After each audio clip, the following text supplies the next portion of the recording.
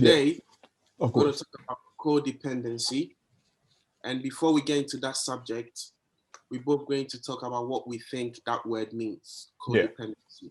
So, Adrian, this is a word that we've all used in our conversations. Even you at times identify that I'm acting a certain way because I'm depending on other people's happiness in order to feel good about myself. Yeah.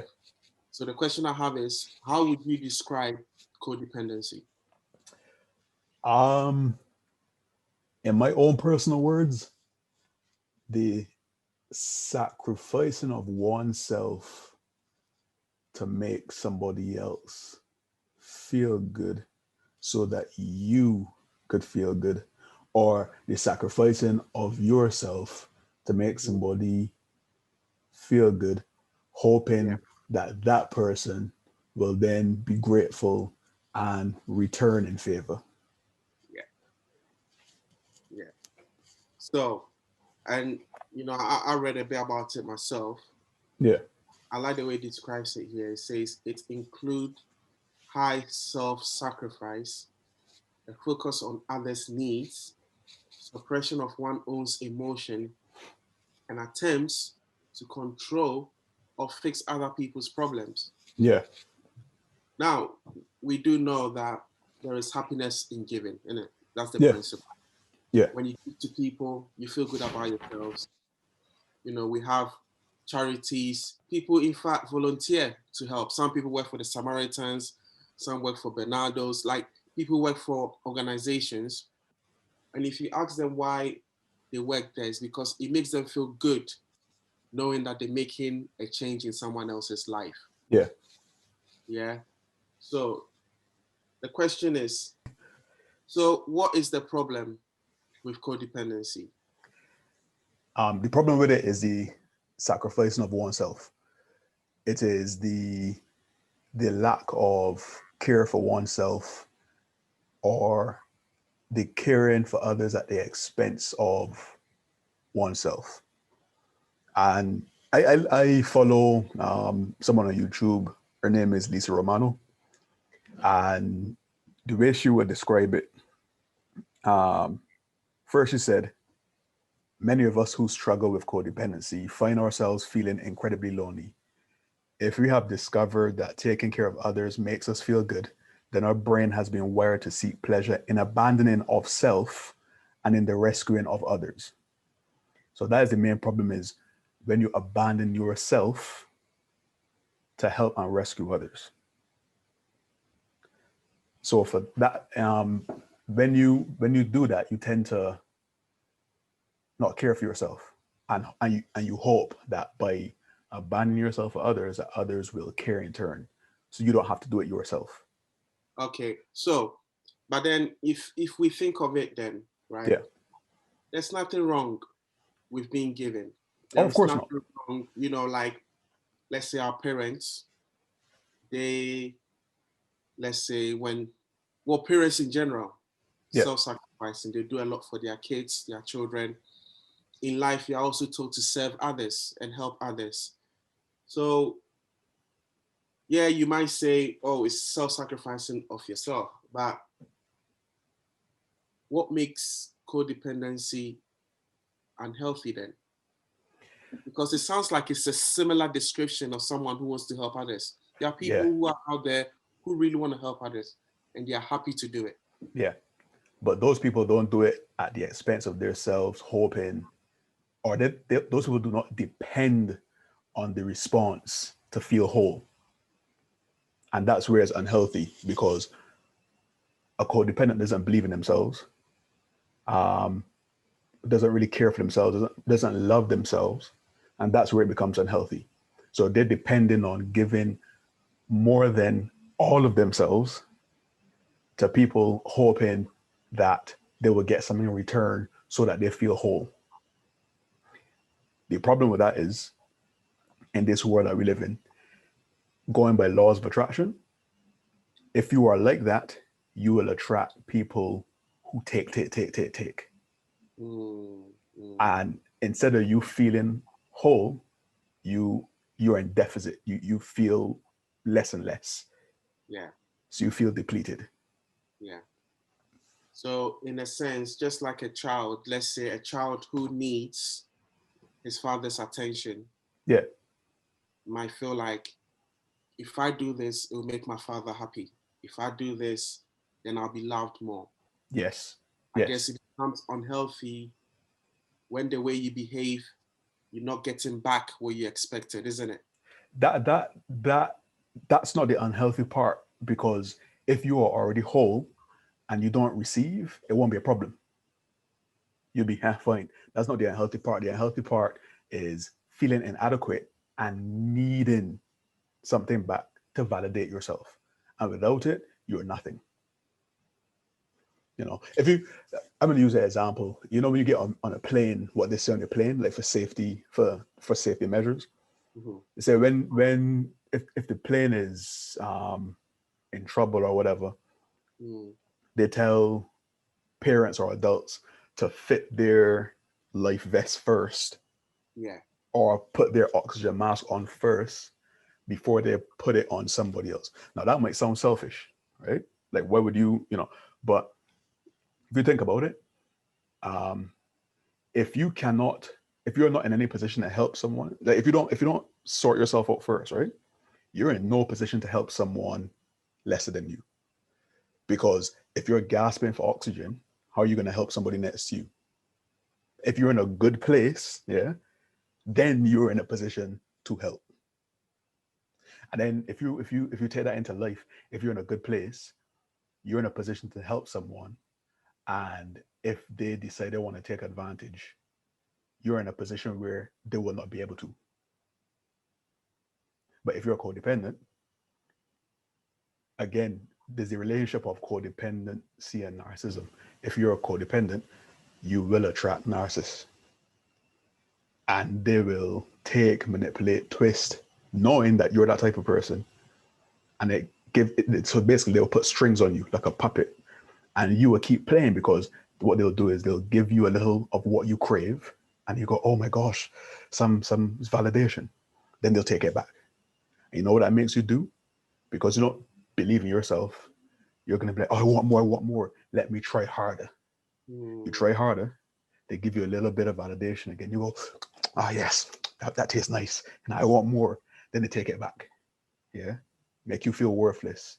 Then you try harder, and if you keep doing that, yeah, not only will you believe in yourself less, because it's in their interest to make you feel lesser than, but then you'll be more and more depleted, and you'll have less to give, and then you will shut down. But it's interesting how you said as well that it can attract certain types of personalities Yeah, who could take advantage of the way you are. yeah, The person who is codependent, is does he or she need to take any blame themselves? yeah, of course. But yes, because in a sense, you're putting yourself in a situation hoping for things to get better, when what you should be doing is putting energy in yourself. Sometimes this is, let me change that.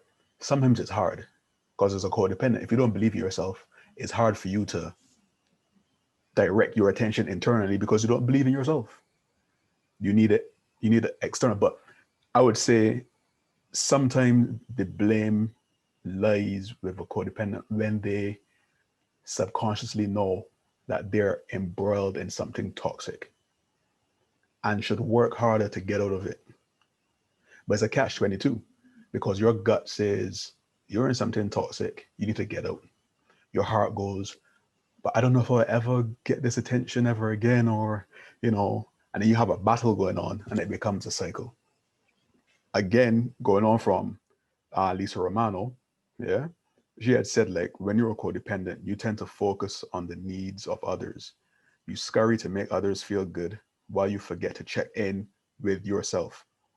This Mm. is why so often codependent people attract more self-focused, self-centered, narcissistic others. I said, if you're a codependent, you may have been brainwashed to believe you are not good enough.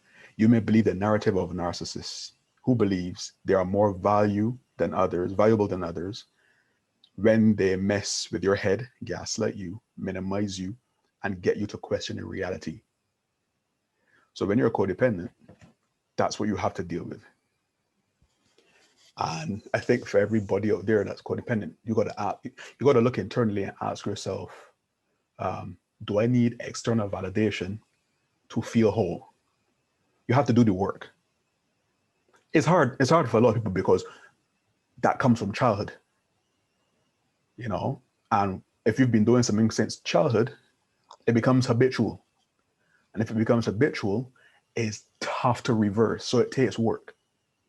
So it's not a case of blame as, oh, you should do better and you should not. No, it's more of a case of put the work in, you know, because it's not gonna be an easy road ahead. You got to put the work in to fill yourself, love yourself more, create boundaries.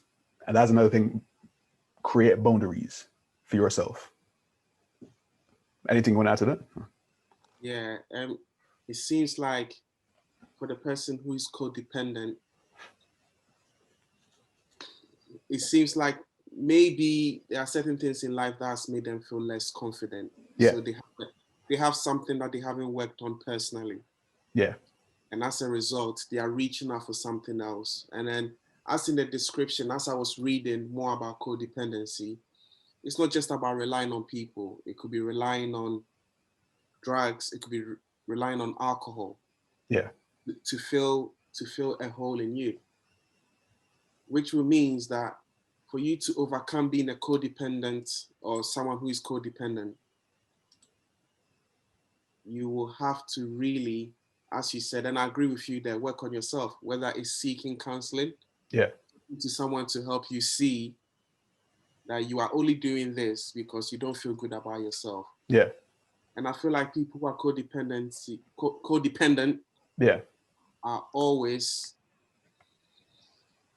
they are more likely to feel depressed. Of course. And more likely to be addicted to alcohol, to something, because they're looking for something to fill that void. You know, it's a lot likely that they'll be depressed, anxious, and addicted to something. Yeah, yeah. And isn't it interesting, because being a codependent person can be something addictive in itself, because Yeah. it's like you are constantly reaching. So it could be, and it's not just relationship, it could be your boss at work constantly. So then in life, you're doing your best to become, it's amazing because it can leak into other areas of your life. You become a bit of a perfectionist because you're thinking, oh, this didn't make them happy. Well, I'm going to try extra hard. Yeah. And then in a sense, you become anxious. You are constantly overthinking. Yeah. You cannot relax around people because you just cannot be yourself, because it feels like you're acting all the time. Exactly.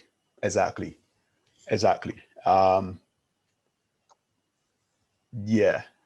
Yeah. And Yeah. it's like, I mean, I've experienced it personally myself when I started working as a young person, like, you know, starting my apprenticeship and having some gaps in my life as well. Even when it comes to work, I tried my best to be as perfect as possible. And I was relying on the person I'm working with to say, that's a good job, to feel good about myself. I never thought to myself, what I have done is good enough. Even though what I've done is good, I was just waiting for that confirmation. And it's not a nice place to be in, It isn't. because you will constantly be disappointed. And sometimes the people that you're waiting to acknowledge what you've done are just literally living their lives. It's nothing personal. Yeah. But here you are looking at them thinking, was that not good enough? You know, and it can get a bit messy, Yeah. you know. And wanted to say to the audience, if you've got any comments, feel free to comment below, subscribe and like. Yeah. We'd like to hear what you think as well, even your personal experiences as well. So Exactly. yeah. Now So press the notification button to get notifications for new videos. IG. We tend to dice these videos up into little chunks. Yeah. So yeah. And yeah, recommend it to others because this is a subject that has affected a lot of people. So yep. A lot. And people need to wake up. 100. My G. Till next time. Till next time. The watcher. Ah.